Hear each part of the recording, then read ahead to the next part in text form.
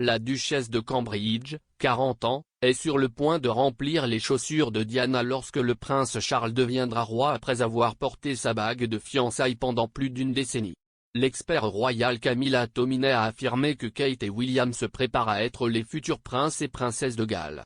S'adressant à 9 News Australia, Madame Tominey a déclaré, ce qui est intéressant chez elle, c'est qu'elle est très importante. Elle est la mère d'un futur roi et l'épouse d'un futur roi. En ce qui concerne la monarchie et particulièrement en l'absence du duc et de la duchesse de Sussex, elle est une figure extrêmement influente qui va de l'avant. On parle un peu de transition derrière les portes du palais. Elle est de facto la prochaine princesse de Galles. La duchesse de Cornouailles n'a jamais pris ce titre pour des raisons évidentes, mais elle est effectivement la personne qui remplacera Diana le moment venu. Je pense qu'elle ressent le poids de cette responsabilité. Elle porte la bague de la défunte princesse maintenant depuis plus d'une décennie, mais c'est là que nous allons voir ce couple aller maintenant. Les futurs princes et princesses de Galles et bien sûr préparer William à devenir un jour roi et Kate à être reine à ses côtés.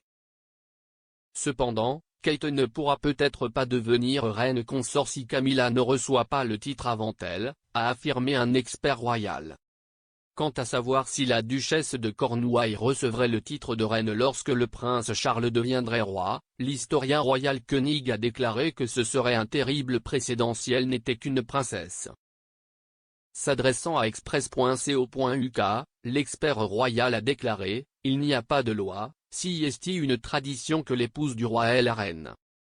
Je trouve cela personnellement ridicule. Je pense que cela créerait un terrible précédent. Par exemple si Camilla est la princesse consort, alors pourquoi Catherine devrait-elle être la reine consort? Je trouve très révélateur que la reine Elisabeth II ait fait une annonce il y a quelques années en nommant Camilla et William au conseil privé.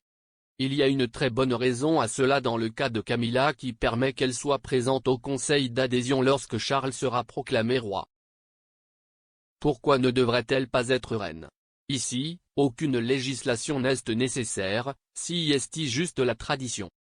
Au fil du temps, je pense que nous devrions simplement accepter qu'elle soit sa femme. Elle a fait un travail incroyable en s'attaquant à différents organismes de bienfaisance et mécénat. Pourquoi devrait-elle être simplement traitée comme son égale? Je n'ai aucun problème avec ça et je pense que c'est comme ça que ça devrait être.